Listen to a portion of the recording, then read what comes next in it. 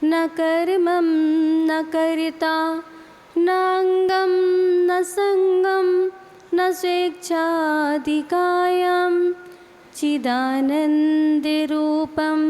नमो वीतिरागं चिदानन्दरूपं नमो वीतिरागं चिदानन्दरूपं नमो वीतिरागम। जय बोलिए देवाधिदेव कजरट श्री शांतिनाथ भगवान की। परम पूजनीय तपस्वी सम्राट आचार्य भगवंत श्री 108 सन्मति सागर जी मुनि महाराज की। परम पूजनीय मरसलगंज गौरव महामृत्युंजय तीर्थ प्रेरणता महामृत्युंजय मंत्र आराधक श्री परम्पराचार्य श्री सौभाग्य सागर जी गुरुदेव की। परम पूजनीय समता साधक ईश्वर संत मम दीक्षा गुरुदेव मम आराधक श्री सुरत्न सागराचार्य गुरुदेव की।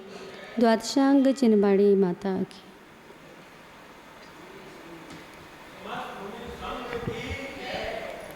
बंधुओं, चलेंगे धर्म की चर्चा आप सभी के बीच में पूज्य गुरुदेव के आदेशानुसार। और वैसे तो कुछ आता नहीं है, अज्ञानी हूँ, परंतु जो गुरु चरणों में रह कर के सीखा है, जो गुरुदेव के मुखारविंद से श्रीमुख से जो सुना है, जो श्रवण किया है, उसको अपने हृदय में धारण करने का प्रयास किया है और वही धर्म चर्चा आपके बीच में रखना चाहती हूँ। धर्म और धन दो शब्द हैं, धर्म और धन। तो आज की भौतिकता में सबसे ज़्यादा महत्व किसको दिया जाता है? आज के इस भौतिकता के युग में हम सभी लोग मात्र एक ही दौड़ में लगे हुए हैं कि किसकी? वह है धन। और वह धन,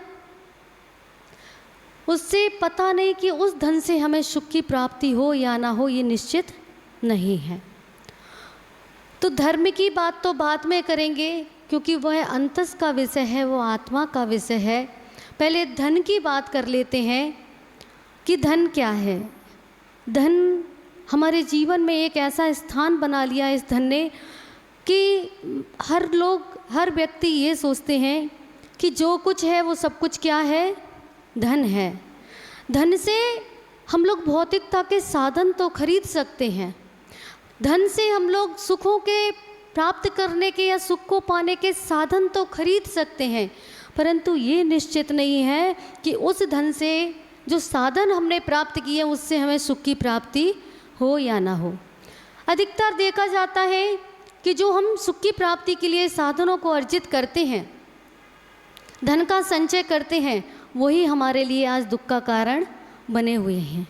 क्योंकि आज हम लोगों ने इतनी वस्तुओं को संग्रह कर लिया है, सुख साधनों का संग्रह कर लिया है, जिससे कि क्या कि हमारी दैनिक चर्या, जो हमारी नित्य प्रतिदिन की क्रिया है, वो भी एक स्थगित रूप ले लिया है। चलने के लिए वाहनों का प्रयोग करते हैं, भोजन बनाने के लिए ऑटोमेटिक गैस आदि का प्रयोग करते हैं, मसाले आदि आटा आदि पीसने के लिए एक स्विच ऑन करना है, मिक्सर ग्राइंडर का यूज़ करते हैं। तो इसमें क्या है कि आपके जो शारीरिक श्रम करने की जो शक्ति है वो स्थगित हो गई है। धन से हम मन को प्रसन्न करने के लिए कार्य तो करते हैं उन साधनों के माध्यम से, परंतु हमारा मन प्रसन्न हो पाए ये जरूरी नहीं है। उन साधनों से हमें मन की प्रसन्नता प्राप्त हो सके ऐसा नहीं होता है। धन से हम पुस्तक तो खरीद सकते हैं, धन से हम पुस्तक तो खरीद सकते हैं, परंतु जरूरी नहीं है कि हमें विद्या या ज्ञान की प्राप्ति हो या ना हो। धन से सभी लोग मकान बना लेते हैं, सुंदर सुंदर मकान बना लेते हैं, एक नहीं कई कई मकान बना लेते हैं, परंतु वह मकान आपका घर बन सके ये ज़रूरी नहीं है। धन से हम बच्चों का अच्छे अच्छे कॉलेज स्कूलों में, एक से एक बढ़ के स्कूलों में हम एडमिशन तो करा लेते हैं और इतना परिश्रम करते हैं। जैसे ही पता चलता है कि बच्चे का अब एडमिशन कराने का समय आया तो उससे 1 साल 2 साल पहले से चिंता हो जाती है कि कौन से स्कूल में एडमिशन कराना है, ढूंढने लगते हैं स्कूल को, अच्छी रेटिंग, मतलब जो रेटिंग होती है स्कूलों की उसकी लिस्ट को ढूंढते हैं, चाहे फिर उसमें कितना भी हमें डोनेट करना पड़े या उसके लिए हमें कितनी भी रिश्वत देनी पड़े या किसी के भी हाथ जोड़ने पड़े, वो करने के लिए हम लोग अग्रसर रहते हैं। परंतु क्या आपने सोचा कि हम बच्चे का एडमिशन अपनी मेहनत के माध्यम से, अपने पुरुषार्थ के माध्यम से अच्छे स्कूल में करा देते हैं, परंतु बच्चा उसमें पढ़ पाए या ना विद्या अर्जन कर पाए वो उसकी योग्यता पर होता है, उसकी रुचि पर होता है। और धन से बच्चों का पालन पोषण तो कर लेते हैं, जो उनकी इच्छा होती है उसकी पूर्ति करा देते हैं, परंतु क्या धन से संस्कार दे पाए? नहीं, कतई नहीं। अगर धन से संस्कार दे लिए होते तो आज आप अपने बच्चों की शिकायतें निर्गंत साधुओं के पास लेकर के नहीं आते, उनकी समस्याओं को आचार्य भगवंतों के पास लेकर के नहीं आते कि हमारा बच्चा हमारी बात नहीं मानता। क्यों मानेगा वह बच्चा? क्योंकि आपने उन बच्चों को धर्म के संस्कार नहीं दिए। अगर धन के महत्व को ना दे करके धर्म को महत्व देते तो आज आपका परिवार भी संस्कारित होता, बच्चे भी संस्कारित होते और आपके जीवन में सुख भी होता। जिस सुख को हम पूर्णतः सुख मान रहे हैं उसके लिए हम इतने सारे साधन अर्जित करते हैं, प्रयासरत रहते हैं, बहुत परिश्रम करते हैं, वह सुख तो क्षणिक है, वह सुख हमें क्षण भर के लिए प्राप्त होता है और वो सुख भी नहीं है, बस हम उसको मान लेते हैं कि इससे हमें खुशी प्राप्त हो रही है। परंतु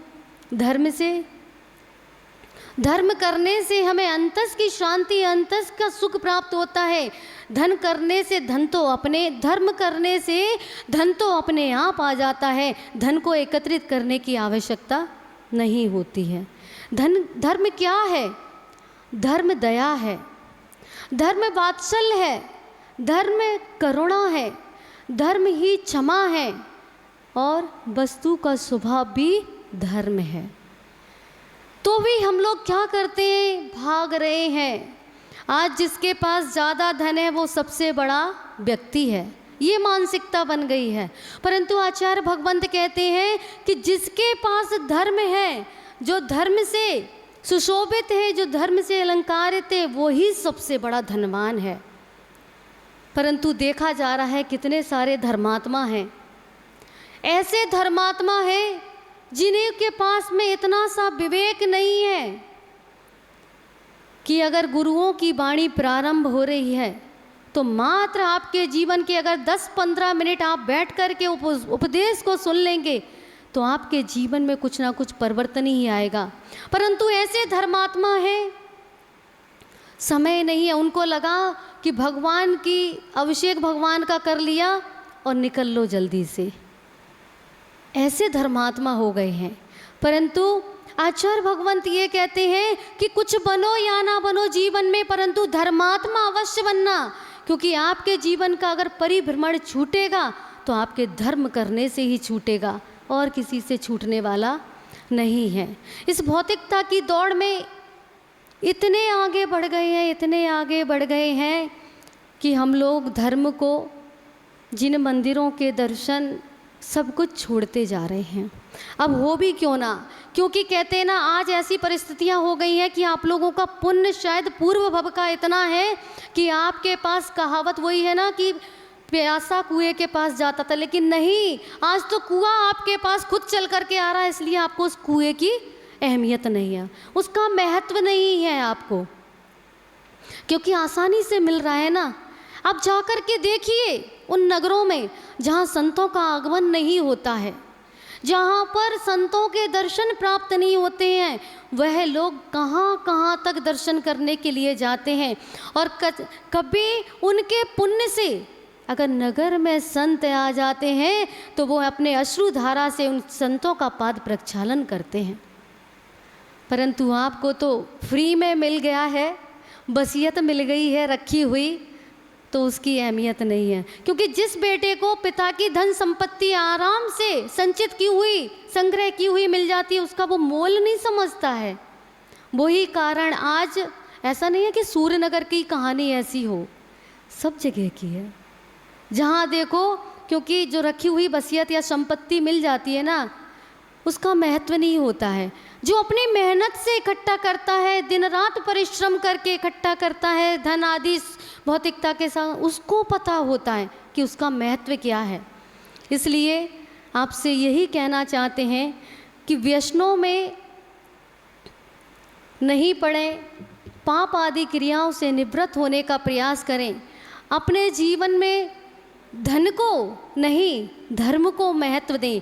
एक कहानी के माध्यम से 2-4 मिनट और लूँगी।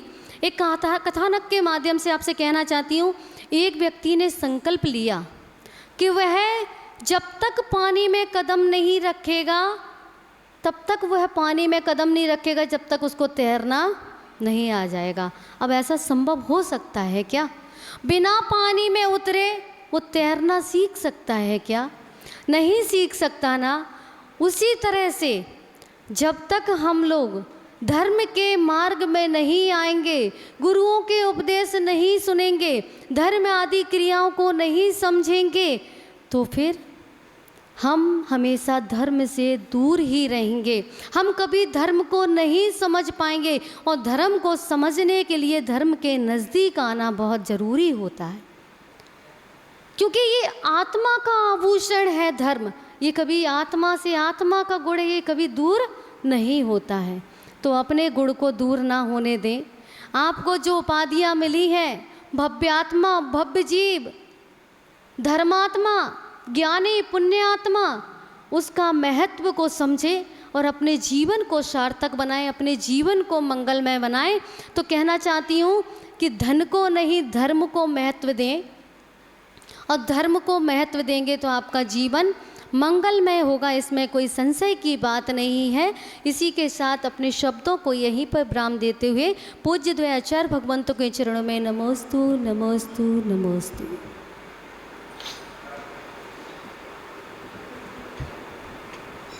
पूज्य माता जी ने जैसा कहा